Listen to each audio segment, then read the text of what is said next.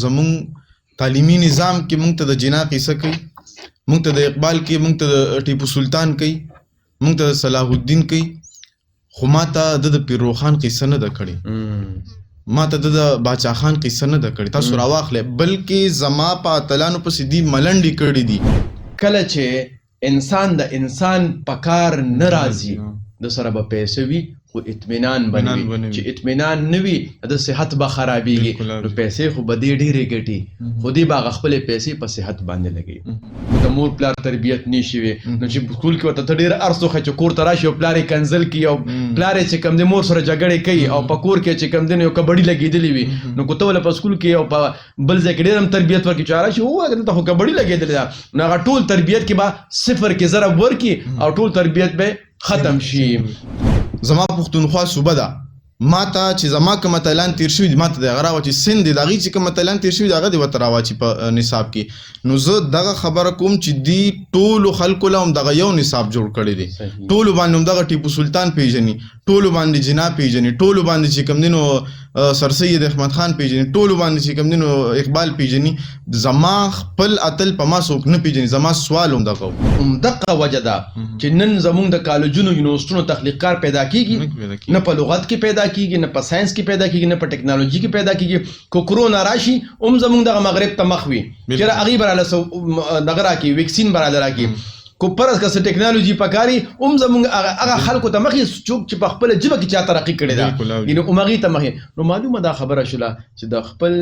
ژبې د اختیارولو نه بغیر نه به تخلیقکار پیدا شي او نه به چې کوم دی زمونږ معیشت مضبوط شي او نه به تعلیمي نظام مضبوط شي.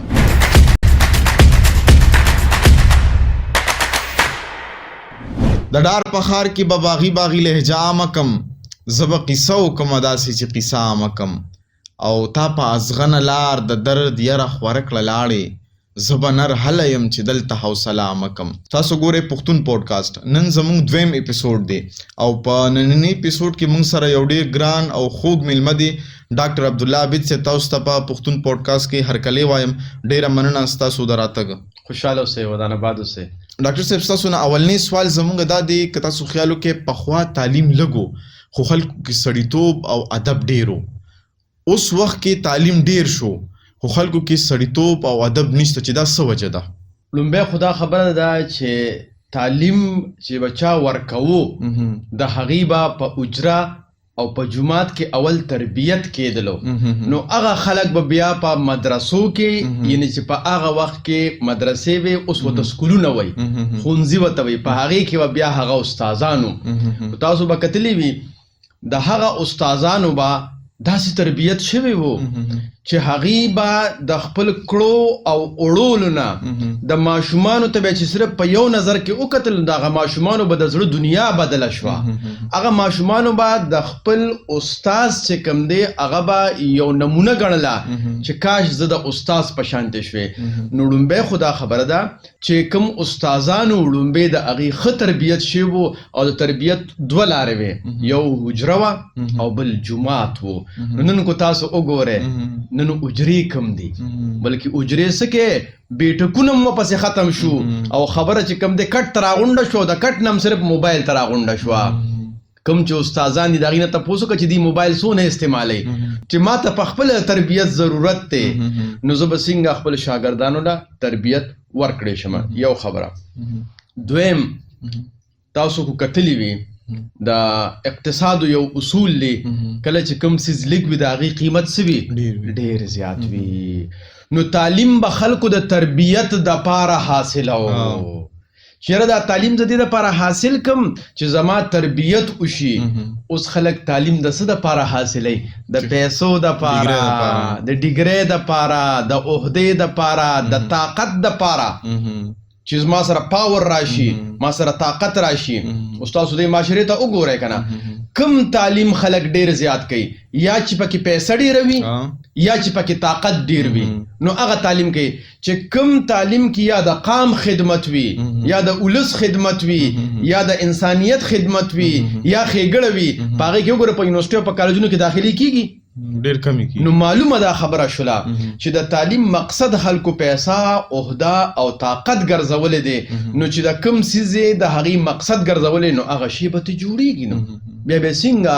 د هغې اثر په شاګردانو کې راشي او په معاشره کې به راشي. ډاکټر صاحب ستاسو خیال څه دی چې زموږ تعلیمي نظام موږ نه انسانان جوړوي او که مشینان رانه جوړوي؟ د امریکې یو لیکوال دی سایمن سینیک نوم دی. هغه وایي که دنیا او ټکنالوژي هر څومره ترقي وکړي خو انسان چې د انسان په کار راځي نو ده ته به اطمینان وي. ګوره پیسه هر څیز نه دی. دا پیسه موږ څه دپاره ګټو چې موږ ته مسلې نه وي چې زموږ په ژوند کې اطمینان وي. دا پیسه موږ څه دپاره ګټو چې موږ ته د علاج ضرورت وي چې دغه پیسه زموږ ته په کار راشي چې موږ بې علاجه پاتې نه شو. دا پیسه موږ څه دپاره ګټو چې زموږ د نور څه ضروریات وي چې هغه پې برابر شي. اوس کله چې انسان د انسان په کار نه راځي د سره به پیسه وي خو اطمینان به نه وي. چې اطمینان نه وي د صحت به خرابېږي. نو پیسې خو به دې ډېرې ګټي خو دې به هغه خپلې پیسې په صحت باندې لګوي. دویمه د تعلقات به خرابېږي. یعنې دې به هر چاته د پیسو دپاره تعلقاتو په نظر باندې ګوري وغې سره به تعلقات جوړوي. دې به تعلق د انسانیت په بنیاد باندې، د رشتې په بنیاد باندې، د مینې په بنیاد باندې نه جوړوي. نو بیا به کله کله د پلار او د زویم رشته داري به ورځ تر ورځ د دغې میرات ښځې پیسو د لاسه کمزوري کېږي. نو چې کله هم انسان تعلیم د پیسې دپاره وګرځو نو دنه به مشین جوړېږي. او کله چې تعلیم د تربیت دپاره وګرځولو نو دنه به مشین نه جوړېږي بلکې مشینان به هم د انسانانو د خیر ښېګړې دپاره استعمالېږي. زه به تاسو ته یو مثال درکړم. پخوا به مونږ لو کوو، غنم به مرېبل، نو اشر به مو کوو او ماشاءالله خلکو به مستیانې کولې او رابلل او دغه به یې لیبل او هلته به په هغه درمن کې به په ګډام پکې شو. سخته ګرمي به خلکو به ګډه او وروره ناشتې به پخېدې او په ګرمۍ کې به چایانې وې او وروره د ګوړې شربتونه به او سم مستی به وه. ټیک شو که نه؟ اوس تاسو نن وګورئ یو مشین راشي هغه غنم ورېبي، یو کس پکې ناست دی.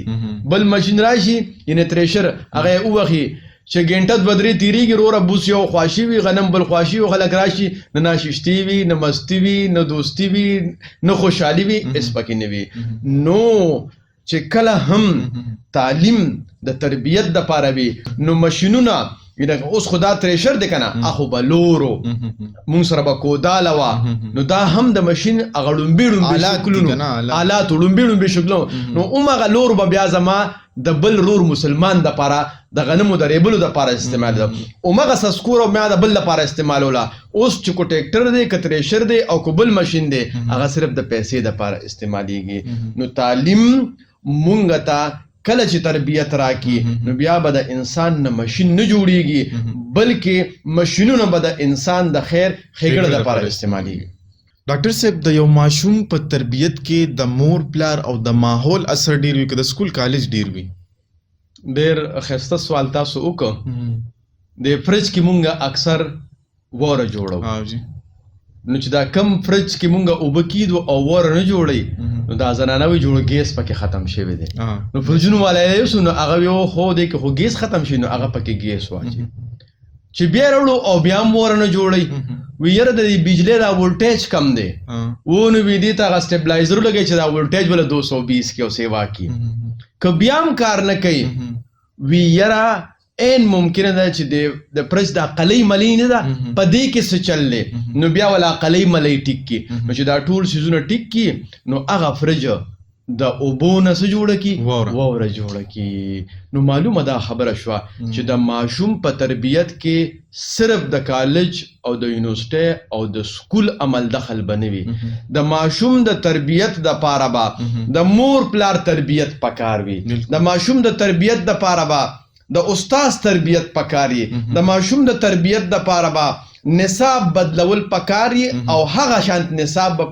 پکاري چې هغه صرف معلومات نه ورکوي چې هغه ماشوم ته تربیت ورکوي اصلاح ورکوي. دغه خبرې شوې او د ماشوم د تربیت د پاره به ماحول جوړول پکاري نو کو هغه د سکول ماحولي اب هغه شانت جوړای چې هغه کې دغه تربیت کیږي هغه د کالج ماحولي هغه شانت به جوړای چې هغه کې تربیت کیږي هغه د اجري ماحولي هغه شانت به جوړای چې هغه تربیت کیږي هغه د جماعت ماحولي هغه شانت به جوړای چې هغه تربیت کیږي او کو هغه د کور ماحول وي نو د ماشوم په مکمل توګه باندې تربیت د پاره د مور پلار تربیت د استادانو تربیت نصاب تربیتی نصاب به معلوماتي نصاب بنوي او ماحول به بدلولي ا ماحول مونږ چې څنګه وي کو سکول ماحول وي د تربیت ته را بدلول وي کالج ماحول به تربیت ته را بدلول وي د جماعت ماحول به تربیت ته را بدلول وي او د حجره یا د کور ماحول به تربیت را بدلول نو اله به د ماشوم مکمل توګه باندې تربیت کیږي او کو داسې نوي نو څنګه چې مونږ د فرج مثال ورکو چې فرج وره نه جوړي نو کې دي چې ګیس پکې کم وي نو کو ګیس کم وي نو به وره نه جوړيږي کو قلیه لړی شي وي نو به وره نه جوړيږي او کو د بجلی ولټیج کم وي نو به وره نه جوړيږي نو کو د استاد تربیت نشي نو کو تاسو سکول او کالج ته لګي او ډیر ښه بلډینګ وي د ماشوم تربیت پنه کیږي کو د مور پلار تربیت نشي وي نو چې سکول کې وته ډیر ارسو خچ کور تراشي او پلار کنسل کی او پلار چې کم د مور سره جګړه کوي او په کور کې چې کم دنه یو کبډي لګیدلی وي نو کو ته ول په سکول کې او په بل ځای کې ډیرم تربیت ورکړي چاره شي او هغه ته کبډي لګیدلی نو هغه ټول تربیت کې با صفر کې ضرب ورکی او ټول تربیت به ختم شي نو د ټولو سيزونو خیال ساتل پکار دي البته د یو ماشوم په مکمل توګه باندې تربیت کیږي خبرې ډېری تاسو ته یو مختصر مثال درکم ما ته ډېر افسوس کیږي د 1.5 لک روپو گاډي وي هغه 1.5 لک روپو گاډي پلار خپل نیازبین زویله نه ور کوي ولی وی اکسیډنٹ بو کې گاډي به خراب کی وی بچي اول ډرایوینګ زکا بیا ډرایوینګ لایسنس واخلا بیا روډ ساينس دکا چې په روډ باندې بسنګا سي دا ټول سيزونه پېزده کی الا ولا غ 1.5 لک روپو گاډي پلار د خوګ زویله ورکی چې زبچي اوس په موټر وای باندې چلاوه مونږ پر دې لور خور کور تراولو د بچیم تربیت نه کړي چې د واده نرستو به ته جون څنګه تیرې خپل خزي سره به څنګه ته اخلاق ساتي د واده نرستو به خپل مور سره څنګه اخلاق ساتي چې کوم مونږ ته خواخه وایو چې دا مونږ ډیره بدنام کړي دا خو د مور دویم نوم دی د هغه به څنګه خیال ساتي د سقر بابا به څنګه خیال ساتي اخو د پلار دویم نوم دی د خپل پلار به څنګه خیال ساتي او ستانه واده کړي چې کوم رونه دي د هغې به څنګه خیال ساتي چې دا ټول د وطني خولې او پردی لور خور د راوستله نو د هغه 1.5 لک روپو مونږ سره غم وي خو د کروڑونو د اربونو روپۍ د یو زنانه مونږ سره قیمت نه وي همدغه وجه وي چې په هغه کورونو کې جنگ جګړې جوړې شي څنګه چې بغیر ډرایوینګه بغیر چل زده کولو یو انسان گاډي اوچلي یا به ځان ووجني او یا به نور څوک خلک ووجني نن دغه وجه ده چې د واده نه وروسته الک ولې بدل شي جنې ولې بدل شي د کور کې جنگ جګړې ولې شروع شي یعنی د هغې تربیت په صحیح توګه باندې نه وي شوی ډاکټر صاحب څنګه چې تاسو ته پته چې مورنۍ ژبه د یو ماشوم بنیادی حق دی چې دنیا دا مني او زموږ تعلیمي ادارې او خاص کر پرایویټ سکولونه په دې کې په مورنۍ ژبه په لیکلو څه چې په ویلو باندې پابندي ده دې باره کې ستاسو څه خیال دی زما دا خیال دی چې تعلیمي ادارې د دې خبرې د اهمیت نه دی خبر چې کاغذي کاروي خو وروسته خبرې دي قانون پاس شو قانون پاس نه شو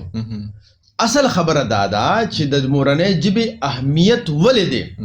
تاسو دنیا قانونه وګورئ کم قانونه چې په مورنۍ ژبه کې هغې لیک او لوست کوي د هغې تعلیم په مورنۍ ژبه کې وي هغې کم ځای دي او مونږ کم ځای یو نو خبره به واضحه شي نو تاسو چاینا ته وګورئ ای په خپله ژبه کې دغه کړي تاسو جاپان ته وګورئ په خپله ژبه کې فرانس ته وګورئ د ګاونډي ملک د ایران ته وګورئ تاسو چې کوم دی نور ملکونه چې څونه راواخلئ اسرائیل ته وګورئ په خپله ژبه کې بلکې دا ته څه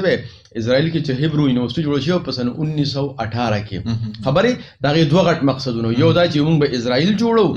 ملک به ځانه جوړو ملک یې نه و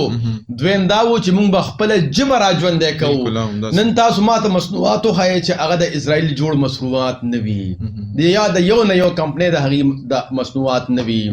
نو چې دغه ټولو قامونو په خپلو ژبو کې ترقي وکړله نو دا زموږ د تعلیمي ادارو زما په خیال ناپوهتیا ده غلامانه ذهن دی او دا د هغې دغه څیز دی چې لکه هغې په دې نه پوهېږي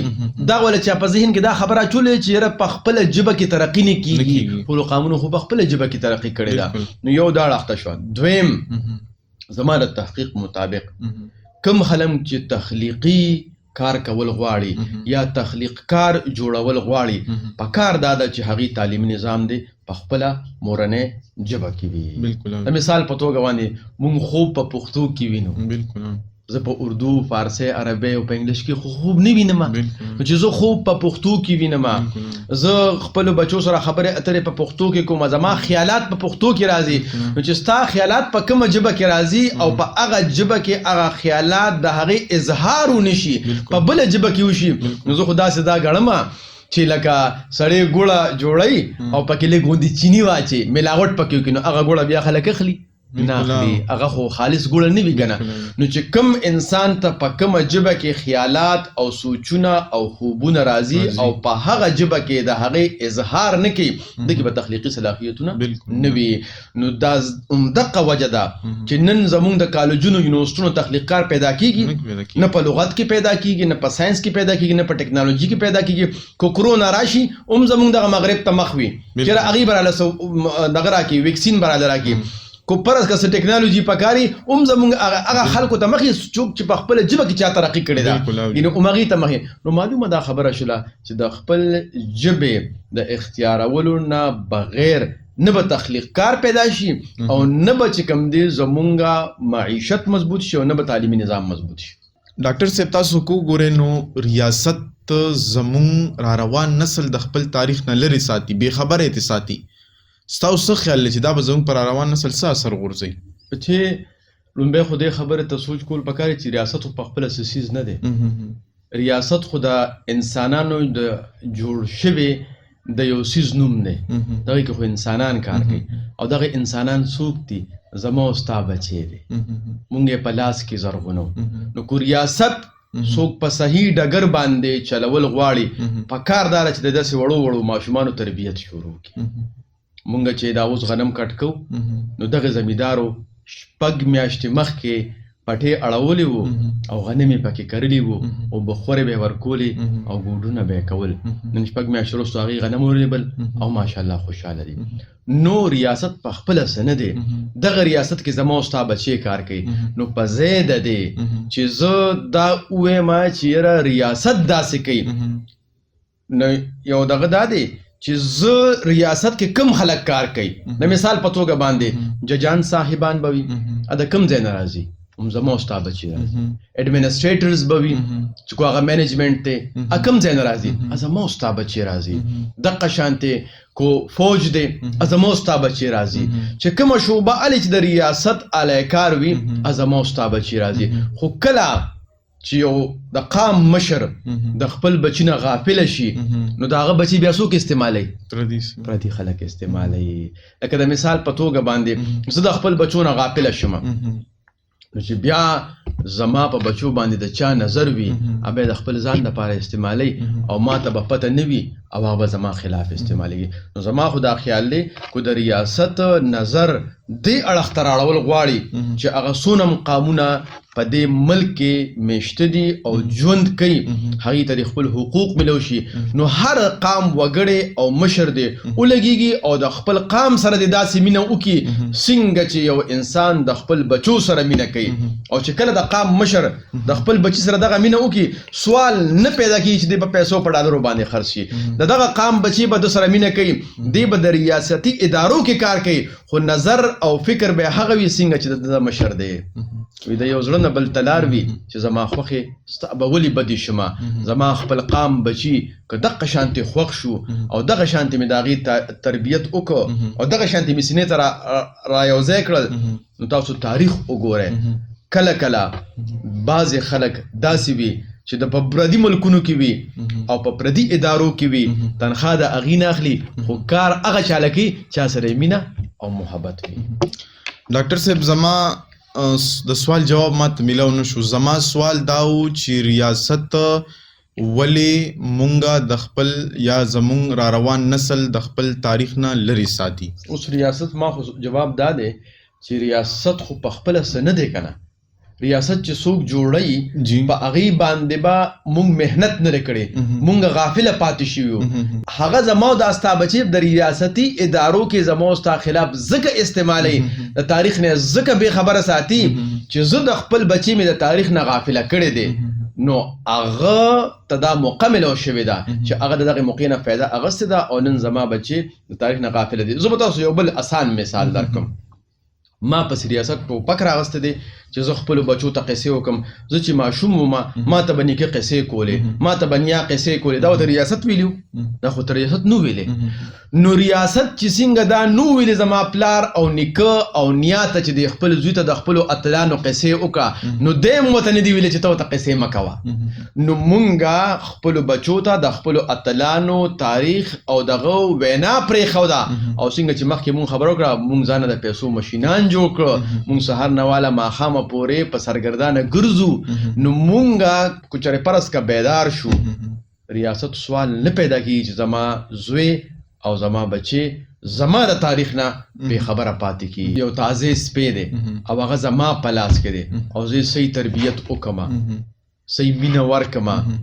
هغه تازه سپی تاسو وګورئ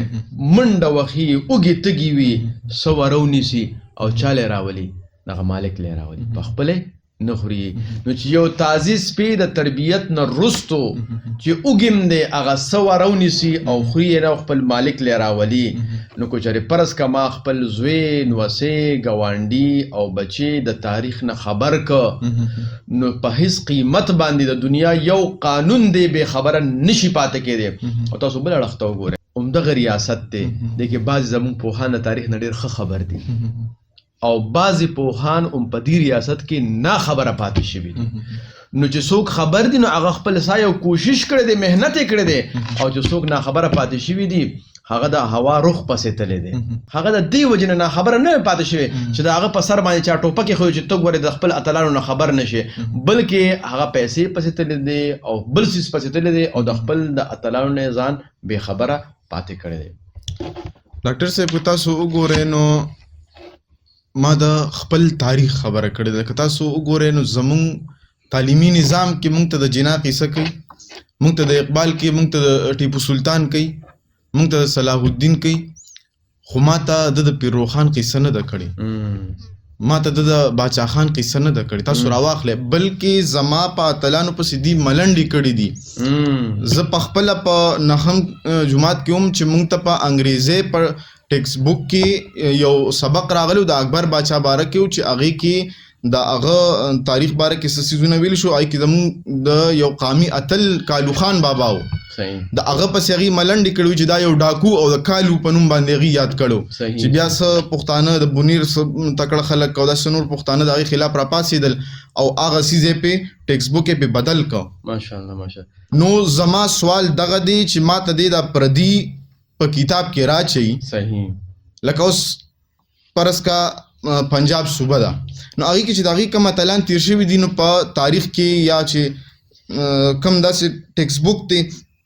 هغې کې دې ورته هغه راواچي زما پښتونخوا صوبه ده ما ته چې زما کوم اتلان تیر شوي دي ما ته د هغه راواچي سند دی د هغې چې کوم اتلان تیر شوي دي هغه دې ورته راواچي په نصاب کې. نو زه دغه خبره کوم چې دې ټولو خلکو له هم دغه یو نصاب جوړ کړی دی ټولو باندې هم دغه ټیپو سلطان پیژني ټولو باندې جنا پیژني ټولو باندې چې کوم دی نو سر سید احمد خان پیژني ټولو باندې چې کوم دی نو اقبال پیژني زما خپل اتل په ما څوک نه پیژني. زما سوال هم دغه ما خوږه بچې پیغمبران چې تیر شوي دي ټولو پیغمبرانو ته کتاب ملو شو نو دا کتاب او دا لیک چې کوم دی دا ثانوي دویم نمبر باندې دی خو د هر یو پیغمبر ډیر زیات تربیت شوی دی. نو زما جواب دا دی که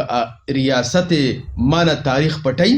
او که پردی تاریخ راچی استاد خو زما استاد زوی رور ماما کاکا دی کنه نو چې په کتاب کې هر څه وي چې د دې تربیت وکړي رښتیا راته ووایه چې دغه استاد به هغه تاریخ یې کوم چې په کتاب کې هغه تاریخ وي چې کوم حقیقت دی. کوم حقیقت دی. خو ریاست داسې کوي چې ما نه زما تاریخ پټوي یا د بل قام نه بل تاریخ پټوي او بل را باندې راخی. زما په خیال دا ټیک نه کوي. خو یو څیز خو هغه ټیک نه کوي، دویم څیز زه ټیک نه کوم. استاد زما دی، خورې دی، ماما دی، کاکا دی، بچی دی، چې د ده صحیح تربیت شوی وي نو کتاب کې چې څه دي او په خپل ځای باندې دغه قسمه خبرې به روانې وي. غني خان بابا وایي چې نشته امن چرته هم د دې دهر په کور کې وی به همیشه دا د نیکۍ او بدۍ جنګ. دا څیز به روان وي. خو اصل څیز څه دی؟ اصل څیز دا دی چې زه خپله ذمهواري وپېژنم. نو که فرض که هغه خپله ذمهواري نه برابروي او غلط اقدام کوي نو هغه غلط کار کوي. خو که زه خپله ذمهواري نه برابروم نو زه هم غلط کار کوم. نو زما جواب دا دی که هغه داسې کوي نو ټیک نه کوي، که کم قام سره هم کوي. خو که زه داسې کوم چې زه ځان د تاریخ نه خبر نه ساتم نو زه به همغه نصاب خپل بچو ته ښیم کوم چې ریاست لیکلی دی. زمونږ په اسلامي کالج کې یو چاچا و، هغه به ډېر په ښه انداز سره خبره کوله. کله به چې زمونږ خبره رد کوله چې زمونږ خبره به غلطه وه نو خبرې څه به وې؟ وی بچي خبره دې په ګل بدله خو خبره دې غلطه ده. نو په کار دا دی چې دا استاد داسې ووایي چې د کتاب خبره په ګل بدله خو خبره غلطه ده. نو په دې انداز کې دی ووایي نو شاګرد به پرې پوه شي. او اوس په کتاب باندې د ریاست ډېرې پیسې لګېدلې او په دې دوه درېو خبرو باندې د استاد اړو پیسه نه لګي، صرف دا سوچ او فکر ورکول پکار دي. ډاکټر صاحب خپله مورنۍ ژبه پښتنو ته ولې سپکه ده یا هغې ولې سپکه کړې ده؟ پښتو متل دی وایي د کلي لور خور قړمیزنې. مونږ ته مورنۍ ژبه په مفتو کې ملاو شوې ده. مونږ ته مورنۍ ژبه په کور کې ملاو شوې ده. مونږ ته مورنۍ ژبه بې پیسو ملاو شوې ده چې ته انګلیش زده کې نو پیسې به ورکې، چې عربي زده کې پیسې به ورکې، تکلیف به برداشت کې، چې بله ژبه زده کې نو خامخا څه نه څه تکلیف او پیسې به ورکې. نو دا مفتو کې ملاو شوې ده نو د مفتو څیز قیمت نفسیاتي طور باندې نه وي. یو خبره خدا ده. دویم زمونږ خلکو په ذهن کې کیدی شي دا خیال وي چې پردی ژبه زده کول دا کمال دی یا د ترقي یافته ملکو ژبه زده کول دا کمال دی. زما په خیال دا کمال نه دی. دا ترقي یافته ملکونه ځکه ترقي یافته دي چې هغې خپله ژبه خپله کړې ده نو ترقي یافته شوي دي. یو شاعر وایي پردی ژبه زده کول که لوی کمال دی، خپله ژبه هېرول بې کمالي ده. نو دا زمونږ د خلکو ناپوهتیا ده چې دې ملکونو ځکه ترقي کړې ده چې دي یا انګلیش وایي یا پردی ژبې وایي، حالانکې داسې نه ده بلکې هغې خپله ژبه خپله کړې ده نو ځکه کمال ته رسېدلي دي. تاسو به زه یو قصه وکړم.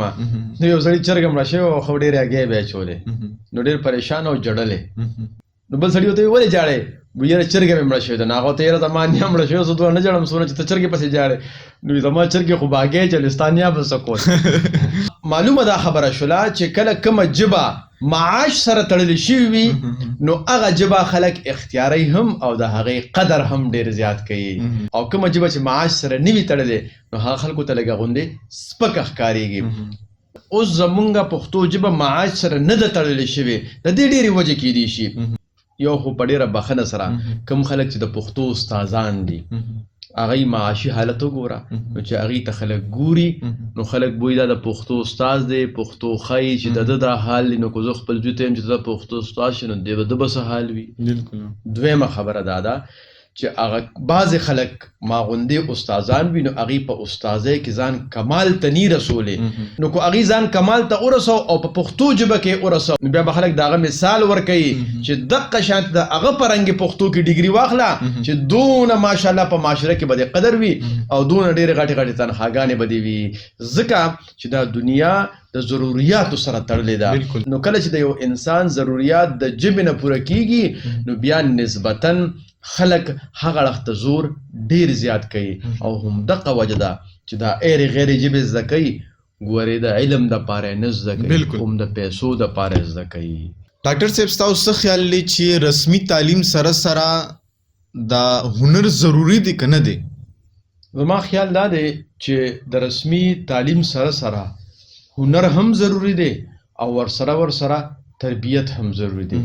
ځکه هنر داسې څیز دی که هنر دې ورک او تربیت ورسره نه وي نو کیدی شي دغه هنر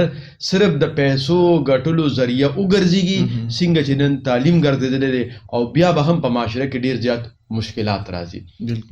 لکه د مثال په توګه باندې که د په تعلیم باندې خلک پیسې ګټي او بیا د تعلیم د وجه نه پیسې خلک کمې ګټي او په هنر باندې پیسې ګټي، نو چې کم مشکلات په معاشره کې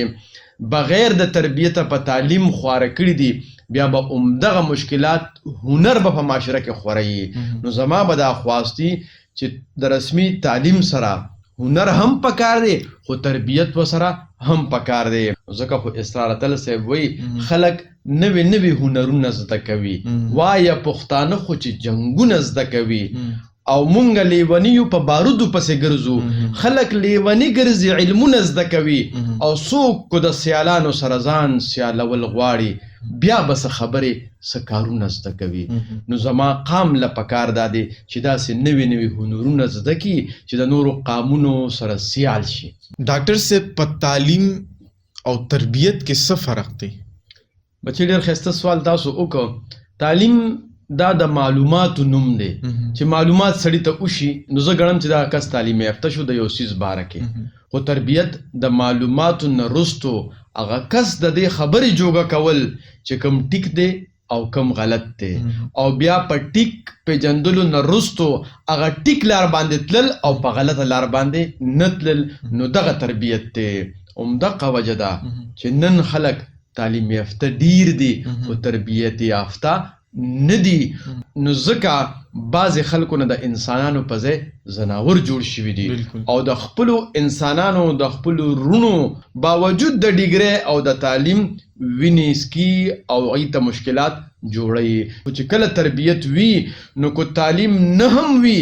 بیا به زمونږ خلک د نورو خلکو په کار راځي او بلکې نورو خلکو به نه صرف په کار راځي کیدای شي د نورو قامونو به هم په کار راشي. ډاکټر صاحب بل یو اهم سوال دا دی چې په پښتو فلمونو کې چې د پښتنو کم کردار خولی کیږي موږ ته، ټوپک په اوږه او پنسبر او صادر په لاس کې او چې کم کردار موږ ته د هغې خولی کیږي، آیا دا د پښتنو واقعي کردار دی او که نه دا موږ ته څه انجکټ کیږي او موږ له دا کردار جوړوي؟ زما خوږه بچې کله چې یو انسان غلطي وکړي په خپله، هغه خپله غلطي پټۍ کو خلکو ته ښکاره کوي پټۍ، او خپلې کمزوریانې خلکو ته ښکاره کوي که پټۍ یې خلکو نه پټۍ. نو معلومه دا خبره شوله چې دا زمونږ په فلمونو کې چې دا زمونږ پرتوګ استلی کېږي، دا مونږ خپل پرتوګ په خپله نه وکاږو. داسې یا سرمایه‌دار خلک دي، هغه سرمایه‌دار کیدی شي بعضې خلک پکې زما د قامه وي، کیدی شي بعضې خلک پکې د بله قامه وي، هغې صرف د سرمایې دپاره زما پرتوګ وکاږي او په هغه پرتوګ ایستلو باندې هغه خپلې پیسې ګټي، ځکه د هغه غرض پیسې سره دی. اوس کو هغه د چا په پرتوګ اچولو سره وي او پیسه راځي نو هغه ته پرتوګ اچي، او که چا په پرتوګ ایستلو سره وي نو هغه نه پرتوګ اچي او پیسه به ګټي. زه به چې کوم دی په پېښور کې په اسلامیا کالج کې وم، رکشه باندې به مې وکتل، تصویر به پې و او د چړې نه به یې وینې څاڅېدلې. یاره زما نیکو هغه سره پیشقوزه وه خو یو ځل هم دې وینه نه څاڅېدلې. زما نیکه سره 2 میلو خو یو ځل مې هم د هغې شپېلې توره نه ده لیدې، ما به صفا کو. زما نیکه سره چې کوم دی 100 خو یو ځل مې هم نه چې هغه د ما نیکه پې څوکوالي او د وینو دارې ته روانې وي. په فلمونو کې همدغه څیز ښودلی کېږي، په اشتهار کې همدغه څیز ښودلی کېږي، په رکشه باندې همدغه تصویر جوړ دی. خو خفه کېږو به نه چې روانه ده نو د خانه ده. زما د دې قام کم پوهان کم اتلان د دې خلاف را پاسېدلي دي، او څنګه چې موږ د اړو خلاف احتجاج کوو چا احتجاج کړی دی، او څنګه چې موږ د نورو څیزونو خلاف احتجاج کوو چا چوک بند کړی دی چې یاره موږ دا قسمه څیزونه په رکشو نه منو، موږ دا قسمه فلمونه نه منو، موږ دا قسمه ډرامې نه منو. کم کې چې زموږ کلتور او کم کې چې زموږ حیا او کم کې چې زموږ غیرت هغه تار تار کېږي، نو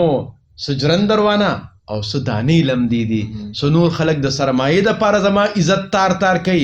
او څه خپل خلک د دې نه ځان بې خبره کړی دی چې یاره بس زه څه وکړم نو زه خو بدلون نه شم راوستی. نو دواړو نه قصه روانه ده. او زما خوږه بچې زما نیکه و، نو چې زما مامي به یې مور کره بوتلله نو په ټانګه کې به یې کېنوله او د ټانګې نه به یې څادرې چاپېره کړې، او هغه غریب په برقه کې هم ناسته وه، دونه په پرده کې به یې لېږله. اوس تاسو وګورئ چې په دې فلمونو کې چې کومې دا زنانه دي دا زما زنانه دي دا زما زنانه نه دي نو ځکه خو یو شاعر وایي دا د چا په تصویر نوم د پښتني لیکلې پښتانه څومره په پرده خپلې تور سرې ساتي نو چې دا کم سرتوري په دې فلمونو کې ګرځي دا زما خویندې میندې نه دي زه دا ویمه چې یا دا د پښتانه نه دي او یا این ممکنه ده چې دغه خلکو د پښتانو لباس اچولی دی نو د فلمونو او ډرامو کې چې کوم کردار د پښتنو ښودل کیږي دغه زما د پښتنو کردار نه دی. ډاکټر صاحب بچو له په کم عمرۍ کې موبایل ورکول یا بچي په کم عمرۍ کې په موبایل اخته کول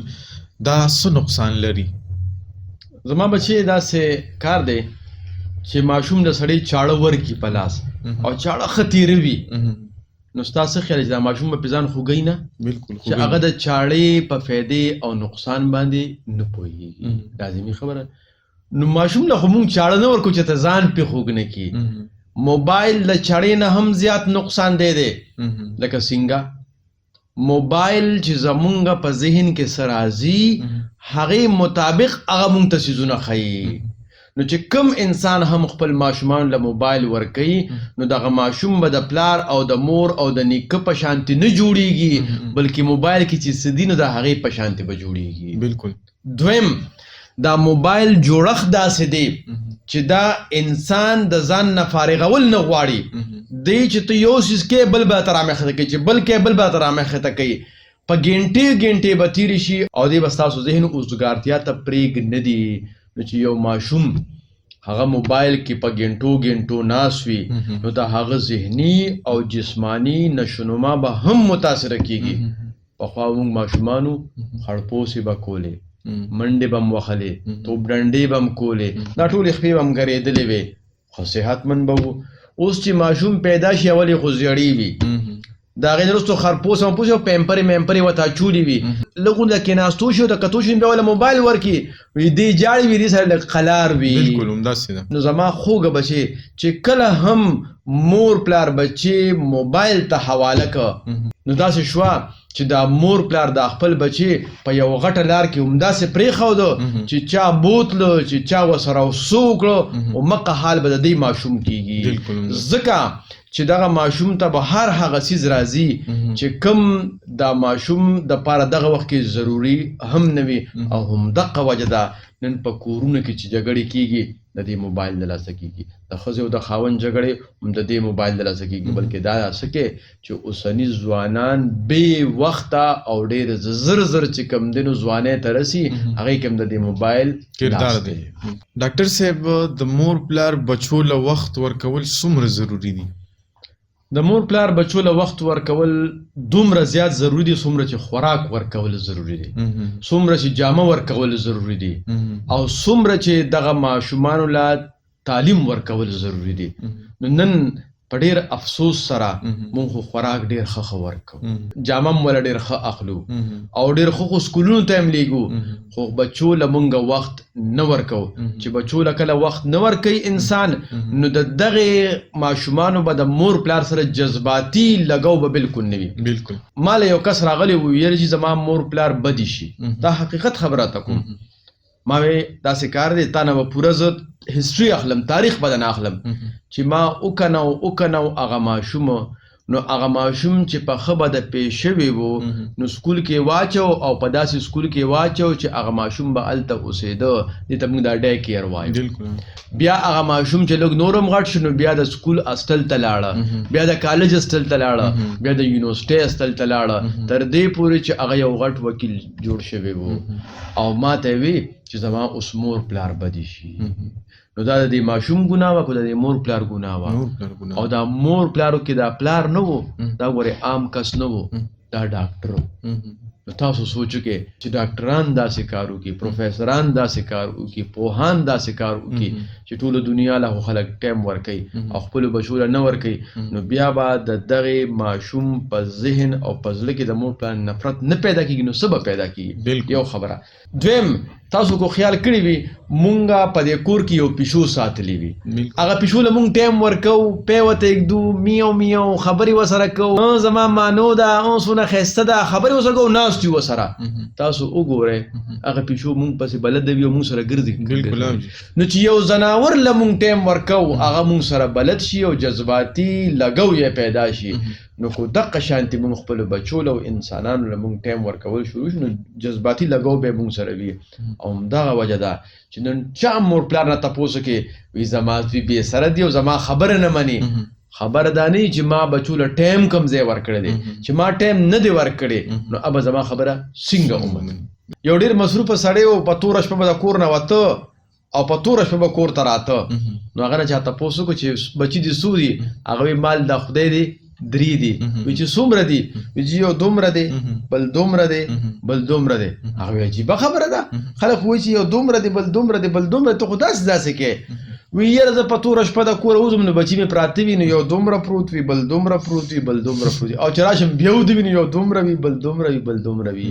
نو مونږ نن د دنیا جهان نه تاویږو دنیا جهان له ټایم ورکو او خپلو بچو له ټایم نه ورکو نو همدغه وجه ده چې د بچو به پلار سره مینه هم نه وي او دغه بچو کې به د مور پلار غوندې ښه عادتونه نه پیدا کیږي بلکې د هغه خلکو په شانتې به عادتونه پیدا کیږي کم خلک چې دغه ماشومانو له ټایم ورکوي ډاکټر صاحب که تاسو خیال وکړئ نو اکثر د مور پلار بچي سم یرولي زړه یې ترې نه ویستي وي او یې داسې کړي چې سمې بې سره کړي وي او بیا د قابو کولو نه وي چې دا څه وجه ده زما خوږه بچې مونږه بعض اوقات تربیت دې ته وایو چې معصوم څه وغواړي بس هغه وله ورکو نازوو یې نیازبین کوو یې هغې سره هغه ماشوم بې سره شي نه جي ماشوم ته به د یو څیز متعلق پوره خبره کې چې دا ولې غواړې دا به څه دپاره پکار یې آیا دا د دې وخت دی که دا د دې وخت نه دی نو به تاسو خپل یو قصه درکړم ما یو زوی دی په 9م کلاس کې سبق وایي چې هغه ما نه پیسې غواړي اول راته ړومبۍ خبرو کې چې بابا نن 100م تاریخ دی نو زه ورته وایم چې نن 26م تاریخ دی وایي ښه نو بیا غلی شي ما یې بچې ولې بابا پیسې مې پکار وې خو نن 26م تاریخ دی تنخوا ته 45 ورځې پاتې دي خیر چې تنخوا والې بیا بیا راکړې نو دا د مور په ګېډه کې نه دي زده کړې دا ورسره ما خبرې اترې کړي چې بچې 10م تاریخ چې مونږ تنخوادار خلک بیا زمونږ په جیب کې منګکاني چې تاسو راته ووایئ چې پیسې زمونږ زړه درد کوي د چا نه به قرضدار کوم تاسو له به رالم نو زه به قرضدار کېږم زه به په ټینشن کې راځم زما به اخلاق خرابېږي نو هغه سره تاسو سره به تعلقات خرابېږي نو بچي چې کله هم تاسو پیسې غواړئ نو لږ کوشش کوئ چې په دې ړومبو تاریخونو کې غواړئ په اخرو کې نه غواړئ نو پکار دا ده چې یو خو مونږ بچي خپل ډېر نیازبین نه ساتو کم قامونه چې هم خپل بچي د غټ مقصد د پاره تیاری هغه به بچي سختو سره مخامخ کوي دویمه قصه به ته زه وکړم زه په سوات کې وم د غر نه هغه اړخته زما د بچو سکولو زما مور وی د خدای پاک وبخي هغه وی د ماشومانو له رکشه ونیسه چې دی پکې ځي ما وی نه بیبي د ماشومان له رکشه نه نیسم دا ماشومان په پیدل په دې غر باندې خېږي او اخوا به کوزیږي چې د خپې مضبوط شي چې د زړه نه یره وځي چې دی چې کم دی سبا به چې کم دی جون کې به سخت راځي جون کې به نرم راځي جون کې به حالات راځي دی مضبوط وي اوس الحمدلله هغه بچي دومره دي چې د سوات نه کله کله بغیر زما د موجودګۍ نه ښه په اسانۍ سره د سوات نه راتلی شي سامان هم راتلی شي بلکې ابو د موضوع چې کم دی ډاټسن کې سامان د سوات نه اچولو او 400 تیروړو زه ښه ریلیکس شوم نو که خپل بچي لاسپې جوړول غواړي مضبوطول غواړي نو هغې به لږ ډېر سختو سره بلدوي دویمه د ماشومانو په زړه کې به یره نه اچوي کله چې موږ د ماشومانو زړه کې یره واچوله ماشوم به دروغ وایي د مثال په توګه باندې ماشوم یو پیاله ماته کړله نو چې تاسو ته په لومبي ځل تپوس وکړې او یره په زړه کې نه وي چې چا ماته کړه ماشوم وایي دا ما ماته کړه خو چې تاسو رونیو او سم هم وډباو او بیا په دویم ځل پیاله ماته شو بیا وایي چې چا ماته کړه نو هغه وایي ما خو نه ده ماته کړې دا خو پلاني ماته کړه پلاني ما نه ماته پلاني ماته کړې ده د دې دا دروغ ولې وایي دغه ماشوم دا دروغ ولې وایي ځکه دروغ وایي چې د په زړه کې یره راغله نو چې د کم انسان په زړه کې یره راغشي او بیا دروغ هم وایي او بیا په بل الزام هم لګوي او بیا غلط لار هم اختیاروي او دا دونه خطرناک چیز دی چې بعضو ماشومان په محله کې یا په کلي کې خلک په نشو تماشو راواړي او مور پلار ته پته نه وي او هغې هم د یارې غږ نشي کولی چې هسې نه مور پلار ته وویمه بیا مې وخي او بیا مې کنځي د هغې په زړه کې یاره ناست دی. نو ماشومان په التو غلطو په نشو تماشو راوړېدلي وي خو ځکه یاره ناست دی نه ماما ته وایي نه کاکا ته وایي نه مور پلار ته وایي او کله چې د اوبه د ورخه تېرې شي نو بیا په دې اسپتالونو کې داخله وي دا د نشې اسپتال دی چې دا ماشوم واپس لږ ټیک شي. نو کله چې اوبه د ورخه تېرې شي بیا موږ لکه د مچ لاسونه مروړو. ډاکټر صاحب ستاسو په خیال یو قام له د خپل تاریخ نه ځان خبرول ولې پکار دي؟ زما خیال دا دی چې د قام لا پکار دي چې د خپل تاریخ نه ضرور ځان خبر کی کو چرې پرس کدی په جون کې یو غټ مقصد لري یا یو غټ منزل لري. دا سه مثال چې پر موټر باندې زمونږ موټر خو په 120 سپیډ سره روان وي او د کې د خې شیشه نه وي دا غزه شیشه پکې نه وي او منځ کې یو وړه شیشه ده چې اغم پکې نه وي نو دته برستو گاډي نخ کاری کې دي چې د ډېرخه یو گاډي وخی کې دي چې د بیرخه یو گاډي وخی کې دي چې د رستو نه یو گاډي وخی نو دا درې شیشې د رستو کتلو د پاره دي. نو تاریخ لستل او د تاریخ نزان خبرول امق شانته د درې شیشو په شانته دي. کو چرې کم قام د تاریخ نه خپل ځان خبر ک هغه ته په پته لګي چې زموږ مشرانو سره چا غداری کړي و نو که هغه خلک په نوې جامه کې راشي دی به پیژني که دغه شانته زمونږ مشرانو سره څوک د لستوڼي مارانو نو دی به بیا د خپل لستوڼي مارم پیژني. کله چې یو انسان د خپل تاریخ نه خبر وي نو هغې ته به پته لګېږي چې زمونږ مشرانو کومې غلطیانې کړې وي نو هغه غلطیانې موږ نه کوو نو موږ ته به مشکلات نه وي. یو خبره. دویم کم خلک هم چې د یو اوږد منزل لپاره منصوبه بندي کوي که نه لومبې له هغې له پکار دي چې د خپل تاریخ ولولي. دویم د کم قامونه چې د ترقۍ په لاره باندې ګامزن دي د هغې تاریخ هم ولولي چې هغې ولې ترقي کړې ده او مخکې د ترقۍ نه هغې کوم مشکلاتو سره مخ وو. نه صرف خپل تاریخ لوستل پکار دي بلکې د هغه کامیابو قامونو تاریخ هم لوستل پکار دي چې د هغې نه هم موږ ته سبق حاصل شي نو موږ ته به خپل منزل ډېر زیات اسان شي. ډاکټر صاحب که ستاسو خیال کړي دي پښتونخوا ته دا بعضې خلک څه کوي چې پښتانه ورته اکثر KPK وایي ستاسو په خیال دی ولې په خپل پیژنګلو خپل شناخت باندې شرمیږي؟ زما خیال دی په خپل پیژنګلو او شناخت باندې شرمیږي نه دا غریبانان په دې باندې نه دی پوهې چې دا KPK ویل با را روان نسل د رستو نسل نه بالکل جدا کی د خپل تاریخ نه به جدا کی د خپل نوم نه به جدا کی. زه به تاسو خپل یو مثال درکم. زمانې کو نو ما ته به په کور کې به عابد وي د مینې نه به عابد وي خو نیکه چې زما یو تربیت یافته او یو ډېر ښه لیډر و هغه چې کله زه داخلولم نو ما یې نوم کېښوده چې عبدالله او په رجسټر کې هم عبدالله ولیکل او صرف په رجسټر کې نو لیکلې په جومات کې ما ته د عبدالله په نوم ښه درست نوم اواز کوو عبدالله بچې په لاره کوڅه کې ما ته چې عبدالله بچې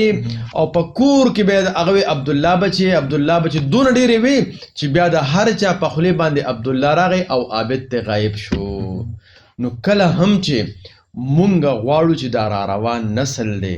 د دې په ژبه باندې د KPK په ځای باندې پښتونخوا راشي نو مونږ به ډېر په مینه په هر ځای کې د KPK په ځای باندې پښتونخوا وایو چې مونږ یې په مینه پښتونخوا وایو او کو زما قام بچی وي یا د بل قام بچی وي شعوري طور باندې یا لا شعوري طور باندې هغه KPK ووایي نو زه به ته یم چې بچې خبره دی په ګل بدله خو خبره دی غلطه ده دا KPK نه ده دا پښتونخوا ده. نو چې بار بار وینا سره به د هغې په ژبه باندې دا څیز جاري شي خو یو خبره کول پکار دي کله هم چې مونږ بل انسان ته خپل سوچ او فکر ورکوو که هغه زما بچی دی یا د بل قام بچی دی نو ګورې مینه به پکار وي محبت به پکار وي او هغه څیز به بار بار وینا پکار وي او هیڅ شرم به پکې نه پکار. تاسو به وګورئ چې د هر چا په ژبه باندې همدغه شانتي پښتونخوا به زما د پنجاب نه یو ملګری راغلی و